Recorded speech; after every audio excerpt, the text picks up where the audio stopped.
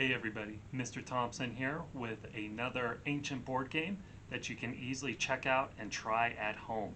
This time we are over in the Western Hemisphere looking at the Mayan game Bull. Bull? I think you pronounce it Bull, B-U-L. I've also seen it described as Puluc, Puluc, Puluc. Anyway, if you have better knowledge than I of how this game is pronounced, please let me know because I try to find how you pronounce Bull, how you pronounce Puluc. I'm thinking that's how you do it. So anyway, this is a really cool two-player game where you are actually racing against each other. You're kind of doing a little bit of luck management and pressing your luck in an attempt to beat out your opponent. Um, as with many things that come from the Western Hemisphere, as far as ancient civilizations go, the Mayan, the Aztecs, the Olmecs, there's not always a whole lot that we know. We're very limited because a lot of our information comes from the best guesses and the best tested hypotheses that we have based on artifacts that have been discovered through archaeology. It's a lot different out in Egypt and Mesopotamian areas where we have written languages that we have decoded, and we also have these dry desert climates where artifacts just stick around, they last. The Great Pyramids at Giza have been there for thousands of years. While we have lots of great examples of ancient artifacts from civilizations in the Western Hemisphere, the humid and jungle type of environment that these civilizations were in do not create very good environments for these artifacts to stick around. So we're much more limited in what we have found, and so we do the best we can with what we have, or I guess I should say archaeologists, anthropologists, and historians do the best with the artifacts they have discovered. So the game of Bull, we do have artifacts that date back to around the 15th century or so, but this game might have been played much earlier. So let's check out the Mayan game of Bull. So Bull is another one of these games that you can easily make at home and play. I'm using some beans that I had, dried beans I had here at home, some dimes, some pennies, and then a printed out board that I just quickly made on my computer. But there's really no limit to what you can do in making a board for this game. Let your creative side out. But anyway, Bull is typically played on a board that has two home bases, one on either side for each player.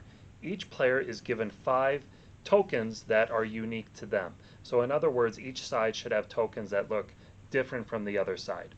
There are 9 spaces between the two home bases, and then you have 9 bull or corn kernels that you would use to determine how you're moving. Now, I did not have corn kernels, but I did find these beans that are, if you can see, I marked them black on one side and then they're plain on the other. So what you do is kind of like our Senate sticks, you roll them and you count up the number of marked sides, and that is how you are moving. So you will take 4 marked pieces of corn or bean. You can even use dice if you want to say odd number is a hit, even number is not a hit, and so forth. You would roll them and count how many sides come up. So I have 2 black sides that have come up, which means I would get to move 2 spaces. Now, there are 2 ways that you can play Bull that I will go over.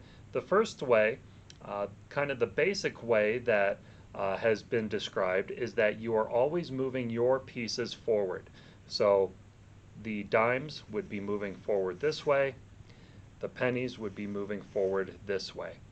Now as you're moving, after a roll you can only move one of your pieces. So I can move one piece 2 spots.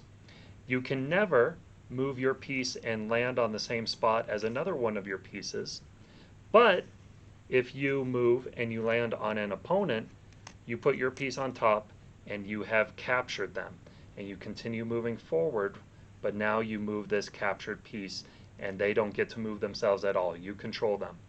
But even if you have someone captured, if the opponent lands on you, they've now captured you and they have their ally back there with them. So you could kind of potentially get this situation moving back and forth where you're getting a lot of pieces stacked on top of each other. Now, why are you capturing pieces? What you are trying to do is move all the way across and either land with a roll onto your opponent's home or past your opponent's home, at which point your piece gets to go back and any captured pieces you take with you basically get discarded. They get taken off the board. And the first person to get all of their opponent's pieces discarded becomes the winner. Now, that's the basic way to play.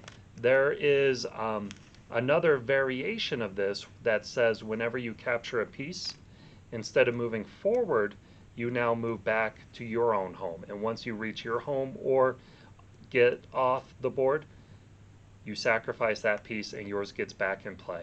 So kind of two distinct ways to play. You're either always moving all the way across the board, or you're moving only until you capture an opponent, and then you're trying to make your way back home. But as you're making your way home, the opponent could always capture you as well and then start making their way home. So if you're playing this at home, you'd want to kind of decide which way you would want to play. I think there's kind of different strategy depending what you do. You're pressing your luck, moving all the way forward, but you're also needing to decide if you always want to capture a piece if you're coming back as well. So there's some different strategy to think about, but let's see what this game would look like. So I rolled the 4 beans, 2 of them are up, so I need to pick one piece and I'd move it 2. And then it's my opponent's turn. They got 1, 2, 3, 4. 1, 2, 3, 4. Now if you have 4 shown up like that, you move 4. If you were to roll them and they are all on the blank side, you would move 5. So you're always going to get a number that you can move every time you roll, and you would just skip a turn if you cannot legally move. So if I could not move any of my pieces because they're all being blocked, you would skip.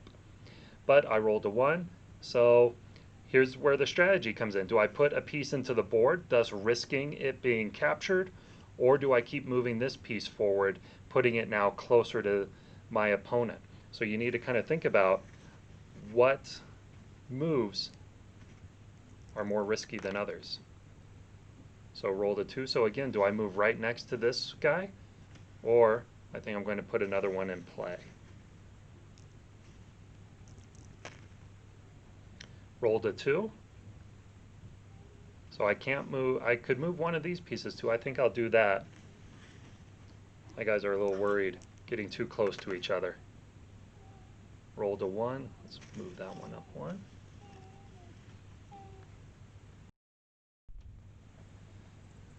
Let's try being a little more aggressive on both sides. We'll load the board up a bit and kind of get a glimpse at what capturing looks like. So I got 2 up. So I can't bring 1 in because 1, 2 would place me on the same spot, but I can move that guy up to start moving in towards the enemy pieces. 1, 2. So if I go forward 2, place him on top, capture that piece. Now in this game we're going to keep moving forward after the piece has been captured. Remember, in the variant, after you capture, you would start working your way back towards your own home. But I've got 2. This is actually the only piece I can move, so we'll move that one forward. 1, 2, 3. So I can move this piece 3, but I'm going to jump ahead of that one. So instead I'll move another piece onto the board. Start loading it up a bit. 1, 2. Now if you're looking, so it's a 50-50 chance with each bean, there's 4 of them. So another strategy is keeping in mind that statistically a 2 is the most likely number that's going to be brought up. So that piece was 2 ahead of me, so I went forward 2, captured it. 3, 1, 2, oh sorry, just a 2. I'll move this guy forward 2.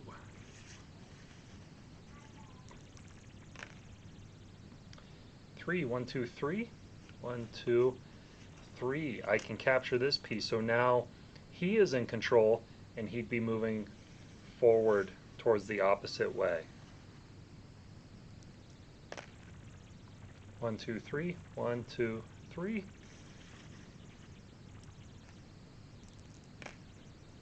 1, 2, 3. So I could do this piece 1, 2. Can't move that piece forward. I can move this piece forward 3, hoping that the pennies aren't going to roll a 1, because if they roll a 1, they're going to capture me and start moving forward. So they don't, they roll a 2. And put him on the board. So let's see what it looks like when we move off with this next roll for the dimes. They roll a 2, so you can land on the base or move past it. Moving past it kills that penny or takes it off the board, and then my dime would come back to my home.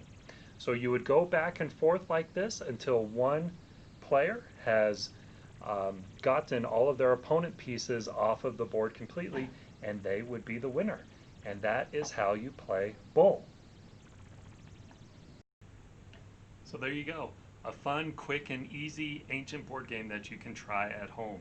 So I hope you'll take a chance to try playing bull, get together a few pieces, maybe decorate your own board. We talked about the variations of you can either play always moving your piece forward, or once you capture, moving back to your home. There's also different variations of the board length. You can make the board longer or shorter. You could have more or less pieces. There's a lot of ways you could customize this game for you and whoever you're playing with, and spend a fun evening playing one of our ancient Mayan civilization board games. So hope you enjoyed. If you did, let me know, and I would love to continue making some of these videos of board games that we can be playing at home. So check it out, everybody. Hope you enjoy, and I will see you later. Bye bye.